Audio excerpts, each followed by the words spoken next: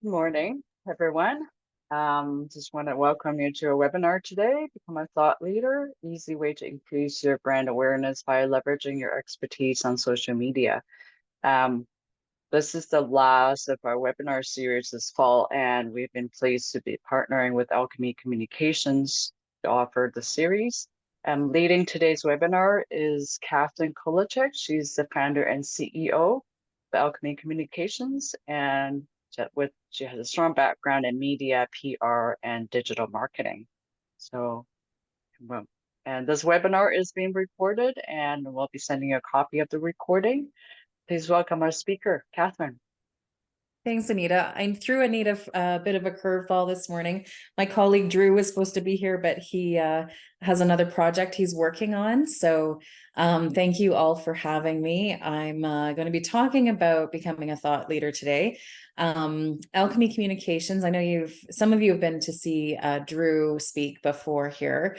We do marketing, public relations. I specialize in crisis communications, but we're talking more on the marketing side today, which is my background as well.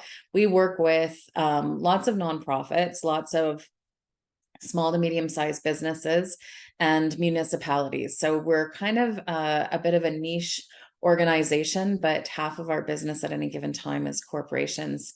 And that's anybody, we represent Imperial Oil, for example, and then we have clients that are one-man shops. So everything in between. So today, when we talk about becoming a thought leader, especially for a saturated market like recreational vehicles or outdoor pursuits, those kinds of tourism type of things, it's hard to become a thought leader. And so we really want you to think about what makes you individual in your industry. Why should you become an authority on that? What kind of thought leadership is available to you? Really what we're talking about is why it's important as well. So we really want you to build trust with your potential customers, but your current customer base as well. Obviously, I'm sure you know this, but selling a current customer over and over again is much easier than building new customer bases and costs much less. So building that trust with current clients and building trust with new clients is always a multi-pronged approach. And then you want to differentiate from your competitors. My father-in-law owned an RV store out in Parksville for a long time. And, he was always looking to differentiate and how to differentiate and what pieces. For him, it was the sales process. He knew a lot of people in the area. He was very competitive when it came to working within the community and donating to the community, but he also told a lot of stories along the way. And then how do we attract more RV enthusiasts as we move forward? So all of those things are going to be what we're going to be discussing today. And I'm always happy to jump on a call after, and I'll give you my contact information if you'd like to talk about it further. So why thought leadership for RV dealers? So like I said, we want to differentiate you from your competitors in a very saturated market. So this is something that you have to think about on a regular basis. It's expensive to differentiate yourself. So you want to be thinking about what are the most effective ways for you. You want to measure them. We're always talking to clients about measuring how much it costs to make a sale to a totally new customer you've never met before, as well as what it costs to make a sale to a client that you've worked with in the past. You want to stand out digitally. And again, this is something that takes an area of specialty. You want to speak to a marketing agency. We're always happy to talk to you about those things, but whether that's digital ad searches, Google advertising, we want to also be looking at social media advertising. You want to look at when are the best times to do that. When are your competitors doing that? And then you want to lead that with that thought leadership angle on these advertising pieces. You want to understand evolving customer needs. So as we went through the pandemic, obviously those needs evolved very quickly. All of a sudden, everybody was staying very local. They couldn't fly. They didn't want to fly. They wanted to be by themselves. They wanted to control their environment. That really elevated the RV industry. It was a great time. How do we continue those good times going forward as we face more economic challenges as a whole. And then how do we embrace new sales channels and then leverage more data for business decisions? So we're always collecting that data. You always want to be able to look to your past year to see what performed well, how it performed. Any good marketing agency worth their weight is going to want that data, is going to want to see how much you've invested in different pieces and what's performed and what has not. You have to really look at those numbers very harshly, and you have to think about what has performed the best for you going forward. So that data management is really, really important. And I would think cautiously before moving ahead with any marketing agency or marketing advice that doesn't look at that data in the past. So what is thought leadership? So it's really setting your dealership apart by sharing your expertise. It can be blogs written about RV maintenance and tips. It can be industry news and updates. You can host webinars or live Q&A sessions. So this is something that Alchemy does a lot. We offer a free monthly webinar. We get lots of new business from that. It builds credibility for us. It shows our thought leadership on marketing and communications. It improves your SEO and website traffic, and it can position you as the go-to resource. And it can foster those deeper customer relationships and we're going to be talking about this more of what your niche could be. Like we've said, it's about setting yourself apart. So think about exclusivity. What do you offer that nobody else offers? What's a specialized service or offer that you have that nobody else does? I would be cautious. A sale or promotion is not thought leadership. Think about unique dealership experiences. So case studies, people love a good story, and storytelling, I think, in this industry is your best bet. So, Jane and Jim come in and they want to have they want to buy an RV and travel across the country. Give them a camera, have them document their experience. That would be a great campaign for a year-long thought leadership program. Or find someone that has been a customer that took some pictures or is good at taking pictures. Oftentimes you can find them on Facebook and see what they said about the product, see what they said about their trip. Have them talk about the trip with the product in the background. If someone had a very specific need in terms of service and you offered a service above and beyond, that would be a great story to tell. So if you have trouble writing those stories, I encourage you to talk to different copywriters. And if you don't want to talk to a marketing agency to get to a copywriter, think of something like a freelance site. Upwork is a really good one. It's a global site. You can post an ad for a copywriter in North America, and you can find really great people. So you send them some copy, you send them some pieces. You want to write a thought leadership piece. You want to write it about this story. You want to do it once a month, and then have them create pitches for you based on what they know about your company. Again, anybody worth their weight in gold will know the questions to ask you to develop that thought leadership campaign in order to really elevate it. So think about specific RV lifestyles. We were hired to represent Disney Parks Canada. So that's the PR wing for Canada, to drive traffic to the Disney parks from Canada. And basically, they hired me to take my family to experience the Disney products and services in North America. So that was the 2 different parks as well as the cruises. And all I did was write about them. And so I would choose different focuses. So one trip would be, the launch of a new product or a launch of a new ride. One was the new partnership between WestJet and the John Wayne Airport in Anaheim. And so we talked about avoiding LAX. We did a trip that was all luxury based. And so the meals were all we photographed the meals, we photographed the wine, we photographed what it's like to have a tour guide at the Disney parks. And then we did the opposite to that. How do you go to Disney on a budget? So think about all of those different angles. Like I said, you can have a copywriter do this for quite a cost-effective price. Or if you're a good writer, you can do it yourself. The other thing I love to do is to say to, a family that's bought an RV, we'd love to follow you and your trips for the summer, for example, and give them, a gift certificate to meals where they're traveling, or, $250 if they share the best parts of their trips, and 10 photographs from each time they've used the RV. And probably 25% of the photos have to have the RV in it. Those kinds of things, set it up, choose 5 different families. You don't have to publish them all, but it's a really cost-effective way. It's called user-generated content. And it's the best way to promote your business and service, because all of us get a little bit tired of, well, what do I post on social media today? Even myself, I went to LinkedIn and I was posting that I was speaking for the RVDA today, and I've done 5 different speaking events in the last week. And so how do you keep promoting? How do you keep saying the same thing over and over again when the content isn't always that different? And so you have to look at photography and experiences, and that takes time and energy. So there's nothing easy about this, but it can be something that's quite cost effective, and it can be something that really drives traffic, but definitely sets you apart.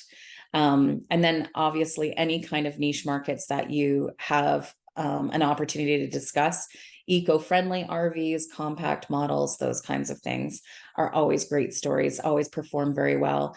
Don't forget to use the hashtags for each of these different niche markets, because they're quite activated. And if you haven't got someone to do a hashtag strategy for you, again, you can just Google it and try to figure it out on your own. But your hashtags and use of hashtags on these posts are really what's going to elevate your success on this product. So there's a few different angles to this, and a good marketing agency can help you with it. But, you want to have a couple of different strategy processes in place. So a great strategy would include, what's your angle on thought leadership? Is it going to be storytelling? Is it going to be exclusivity on models or brands? Is it going to be a unique sales experience? And then depending on that from there, it would include those different hashtags. So, and I can send you some information on that if you want to reach out to me afterwards, if that's new to you. So we're always looking to craft compelling content. And like I said, that can become quite challenging for different companies. So think about showcasing RVs in real life scenarios.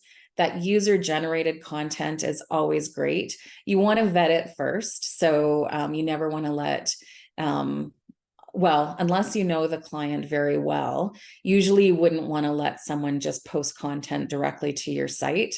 There's brands that do that. We see it quite regularly, where they take over a social media channel for a day or a week or something like that. Those people are very well vetted. There's a contract in place to make sure that they're not going to say anything that might damage your brand. In this kind of scenario, I would probably be more likely to encourage them to write something and send you photos, and then you post it on their behalf. And again, it's more about controlling that brand reputation.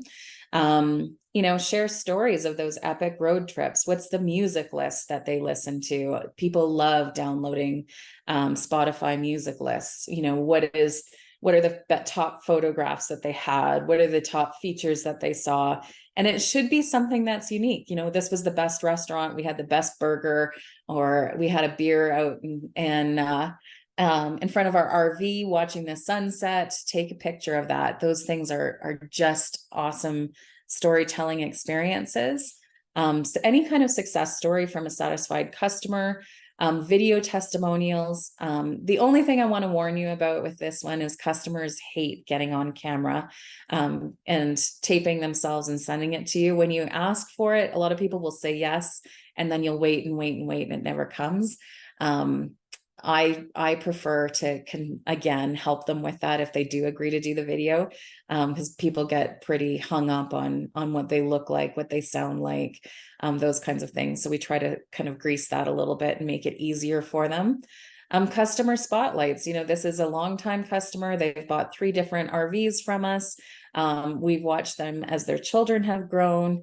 Those kinds of things are great stories to have.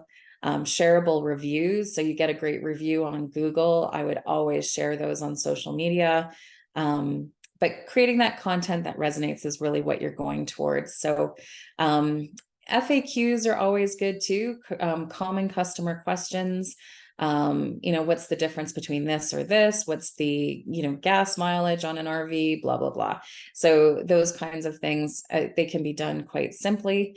They're kind of boring, but they get a lot of traction when we see them. A lot of times people will say, well, we've answered this question a million times. It's on our website. We've answered it on social media before. If it continues to be a common question, even though you've said it before, people do have a very low memory when it comes to what they've seen in the past. They really remember an experience more than anything else. So I would encourage you to repost those kinds of things. Of course, seasonal promotions or events, and then engaging with trending topics. So selecting the right platforms is really important. This is understanding who your target audience is. And so, for example, when I opened this presentation, our target audience is nonprofits, municipalities, and corporations. On the corporate side, we do way more marketing. Municipal side, we do way more crisis communications. Nonprofit side, we do way more donor relations. I know that audience so well, each one of those audiences so well, to know what kind of content they're looking for, as well as what kind of email newsletters they want. We segment those lists. The municipal folks don't get content for our nonprofit folks, don't get content for our corporate folks. So you want to make sure you're segmenting those lists. You understand, okay, the 65 to 75 plus folks don't get the content for the 20-year-old folks that are looking for a different kind of camping experience. So think about age, interests, behavior, and then post to multiple different sites. So Facebook, Instagram, X, whichever tool you're using. Twitter is X now, and track the engagement rates on them. I know Twitter or X is really not my audience's best, where they hang out the most. Instagram, they do. LinkedIn, they do. I use LinkedIn all the time. It's a really great platform for us. We get lots of traction. So you want to be careful about which platforms you use. It's not really a spray and pray kind of decision. You have to be strategic about which platforms you use. And, for example, TikTok we get the question, is TikTok right for us on a regular basis? Well, measure it, talk to your audience, talk to your target clients. Do they use TikTok? If they do, then yes, absolutely, you should be using it. But TikTok is an investment as well. It's a video based, more fun angle to it. There's security risks with it for sure. So you have to understand how to use it properly. You have to invest in doing it right. If you're boring on TikTok, you're not going to survive. So if you're more sales based on TikTok, you're not going to survive. So how do you really amplify your message going forward? So Instagram is very photography based, has some video as well. So you could showcase RV interiors, scenic spots. YouTube is an excellent tool for everybody, but again, you have to invest in proper video, do it right. You can do walkthroughs, detailed tours, how-to videos, interviews with your customer base. Facebook is about building community. So think about what you're going to talk about. Is it asking your community questions? What kinds of things do they want to talk about? And how are you engaging with them? So it's not just about what you're doing, it's about talking to them as well. So think about all of those different angles and how you're going to work with them. Another, idea is, what other partners can you look at? For me, when I go camping, I hate to say it, but I bring my Starlink with me, and it provides me the internet connection I need wherever I go. I just need my power with me. So I travel with horses. So I like to take photography in the mountains of my horses. I like to work from, by myself with my dogs and my horses in the background. Get some kind of content that you could partner with. Starlink might be a hard ask, but it's certainly something that's an easy investment that you could give to someone who is doing more interesting trips with photography and things like that. You trade the Starlink with them for a month while they travel. They give you lots of content and storytelling that you vet before putting online. So engagement strategies, you want to look at personalizing your interactions, always responding to comments and direct messages, even when they're negative. So we always try to get them offline and resolve those complaints as quickly as possible. Even if you've lost that client, people seeing you respond to them and engage with them and try to help them as much as possible makes a huge difference for bringing new clients in the door. Always we try to use customer names as much as possible when engaging digitally. It's such a cold, sometimes sterile environment anyway. We want to amplify that by using people's first names. We want to try and offer customized solutions as much as possible. Running interactive campaigns, surveys, which is your favorite RV, contesting. People love contesting. So polls and surveys, user-generated content challenges. So send us your best picture from your camping trip this year. Live Q&A sessions, utilize post-purchase engagement, follow-up emails and messages. Loyalty programs and referral bonuses continue to perform well. And then seasonal check-ins, maintenance reminders. For me, I can't tell you how many times I downloaded how to change a horse trailer with living quarters, how to change the tire on that. And, because you have to be able to do it. So those are all kinds of content that you should be looking at having. How do you survive when you're in trouble on the highway? Those kinds of things are always really effective. How to fix things yourself. Those kinds of videos really, really perform well. So that is the end of my formal presentation. I'm happy to take questions. And I've got my contact information here. If you'd like to reach out to me about a specific question that you don't want to share here, I'm always happy to jump on a call or email and send you some brainstorming ideas. And then our website's here as well if you want to download any information that from our white papers or past videos, or also ebooks that we've got, blogs as well.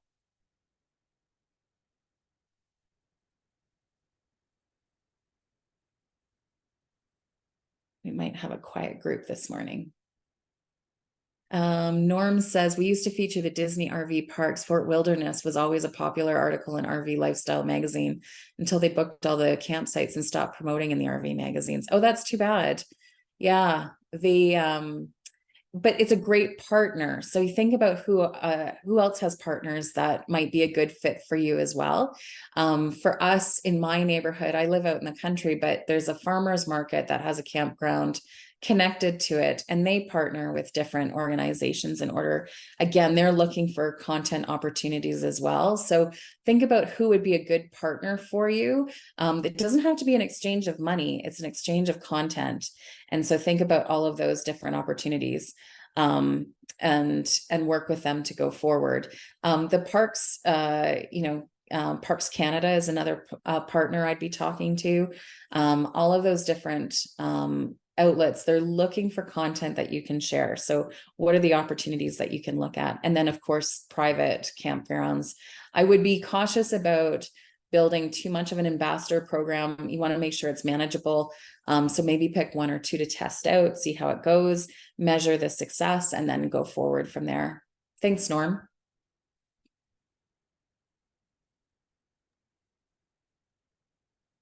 Any other questions I can answer for you? There's another question that popped up. So, what is your thought? What is your thought in terms of when there's crisis situation that's become more heated on your social channel, and your instinct is that you want to take it offline, but in some cases, would it better to let everybody else see how you handle that situation? That is an excellent question. I guess it depends on the crisis. So crisis communications, like I said, is my area of specialty. And we do that for all different kinds of companies. There's a few different angles to that. If it's um, what we would gauge to be a product or service breakdown where the client is complaining about something that went very wrong in their minds, that one you would be amplifying by reaching out to them saying, we're so, if it's appropriate, sometimes it's not appropriate to say, we're sorry that you're upset. This is my contact information. Can you call me or email me directly? And I will call you back and we'll get this resolved for you. Sometimes it's just someone who is just angry and wants to publicly embarrass you over and over again. Those people we start to look at blocking. Now, you never want to block someone who's complaining right out of the gates because people see that as disingenuous. And I actually think more clients respect organizations who keep some of those negative reviews up but respond right away. A client or prospective client can see you responding right away, and that's really where the value comes in. We always like to have rules of engagement though on a site, especially a site that has a risk of something more high conflict. So we're not going to tolerate, please engage with us, but we're not going to tolerate foul language or pictures that are inappropriate or verbal abuse. We try to have those, and there's lots of examples online. If you want one, I can send one to you as well. And then if someone breaches those rules of engagement, then you can post, look, you are breaching our rules of engagement. I do need to block you going forward. I am happy to answer any questions you might have about the warranty or the service or something like that at this number, but you can't post here anymore. Once you've done that, once you've posted those rules of engagement, someone's breached them, that's a different story. You're still willing to help them, but not in a public forum when they're acting that way. And it's unfortunate, but more and more we need to do that. Then there's something like a cancellation where someone says, and we see this quite regularly, Joe, who's the CEO of this company, has done something wrong, maybe whether it's true or not, they're accusing someone of something very extreme on your social media. So racism, maybe a crime, that kind of thing, some kind of cancellation type of event. And then people get on, especially if there's hashtags associated with it. It's a broken justice system for sure. I have a book coming out about it actually next week. So if anybody's interested in this topic, I'm happy to send you a free copy if you email me. It's a very complex topic, and it's celebrities, we see celebrities move through this all the time. Celebrities have the resources to survive it, but it takes a long time, especially if it's true. Normal people that are not celebrities really struggle with this. We have a brand right now in Northern Alberta. This fellow has owned this trade-based company for a number of years, like 25 plus years, but his adult daughter was just charged with a violent crime. He had nothing to do with that. His wife and her siblings had nothing to do with it. His business is being canceled. It's a small town because of his association to his daughter. It's a really unfortunate situation, and these kinds of things do happen. So in those kinds of situations, we do more blocking and we have more of a strategy in place. That is quite a large question that I could probably speak about all day, but thanks, Anita. I didn't see that question pop up. So if you're seeing anything and I'm not, feel free to just yell out. Yes, and thank you for sharing that. It's as connected as we are, everything is, as you mentioned, that your brand, your personal relationships, the boundaries are becoming less and less obvious, and it's how do you manage all of that? That, And we're living in a culture right now that's very polarized, as well as everybody thinks their opinion matters on social media. So on both sides of the equation. So people in an ownership position of a business are spending a lot of time on social media, we're seeing, saying things about their personal opinions on different conflicts or politics, that then their customers are seeing and reacting to. And so that is it's an unusual time in our history where everybody feels like their opinion is important. Everybody wants to put it in a digital sphere. Everybody wants it amplified as much as possible. And keyboard warriors have way more courage to post horrible things in a digital space than they do if they were going to stand up in front of you and accuse you of something. So you really have to be cautious about posting your personal thoughts and opinions, even if it's on a separate channel. Even in Canada, where we have some really important free speech law, when you're posting about a brand, so this is a really good knowledge. If you own a company and you have employees who maybe are posting content that you find offensive or could damage your brand. So they even the disclaimer that says these thoughts are my own. I'm employed by this company, but these thoughts are my own. In terms of Canadian case law, that actually, if you damage your employer's brand by saying something offensive, that is something that is quickly becoming litigious, and people are liable for that damage. So as much as we have free speech law, it's evolving to protect brands as we go forward. Now, in an ownership position, I would encourage you to be very cautious about stating anything that is controversial in terms of your own political opinion or opinion on. Right now, the Israeli-Gaza conflict is so controversial. We have lots of our clients coming to us saying, should I say something about this? Unless it directly pertains to your business, please don't.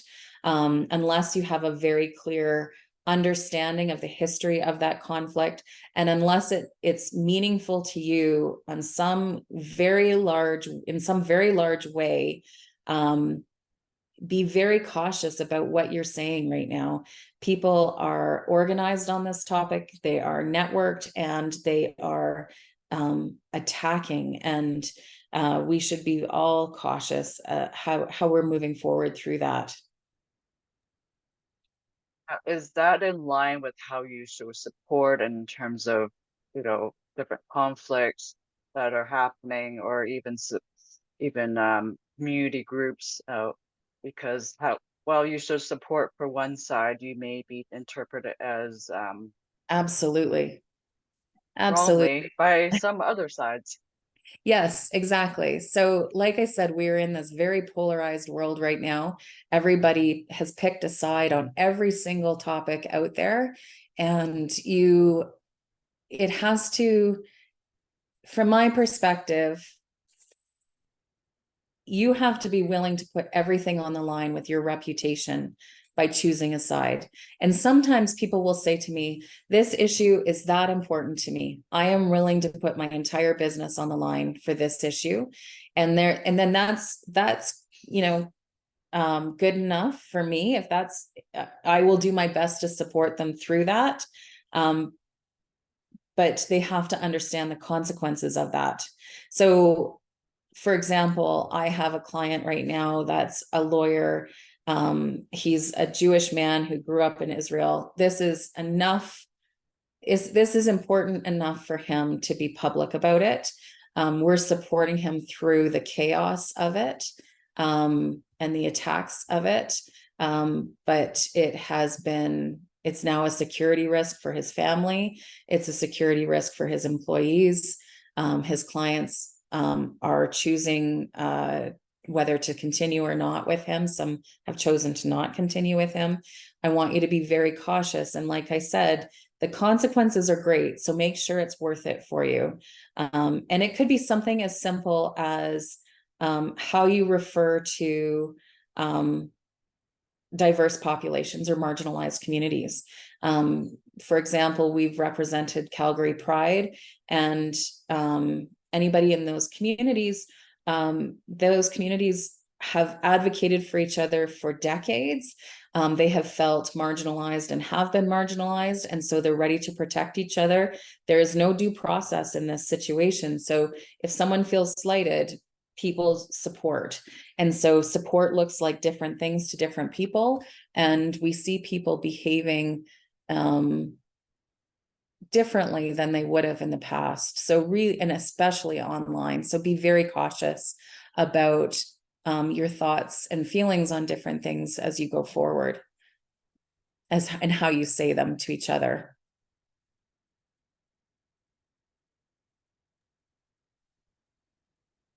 Oh, Thank you. sorry. Luann had a question there.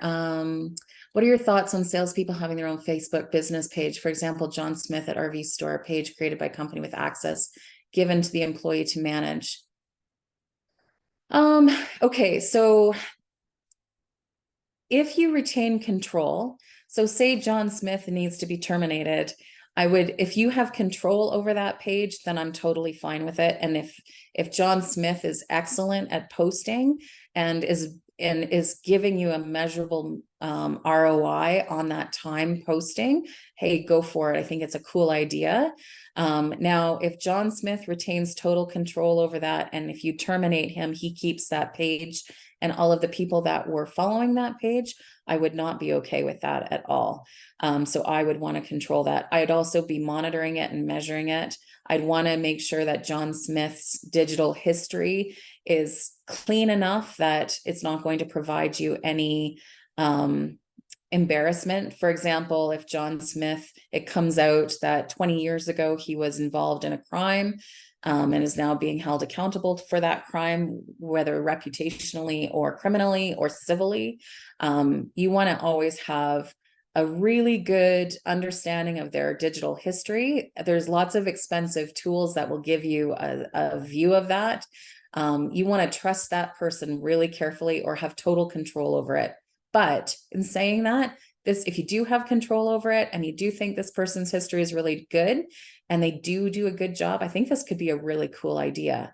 And if you need some support with how to make sure that you control that page, let me know. Norm saying there's no reason to post political, religious, racial, or other controversial messages on a company's social media site. Any comments that you feel you have to post should be on a personal social media page. Good point, except the personal social media page, if it's, for example, if it's easy to find your personal page as well as connect you to a corporate page, you might as well post on the same page because people will check both and you'll be held accountable for both. If you look at my personal pages, you basically see nothing. I never post about my children. I don't only post about work. I don't post about my husband. I don't post about my family. I don't like, and I typically will delete any people that take my picture without my permission. So say I'm in a public place or I'm speaking at an event and they tag me. If I don't like what they've tagged, I will delete those. I keep a very tight handle on my own digital history. And this is the exact reason why. I don't want someone posting and tagging something about me unless I've vetted them. And it's unfortunate. It's partly because of the work I do. I see people behaving poorly, but I control that very cautiously.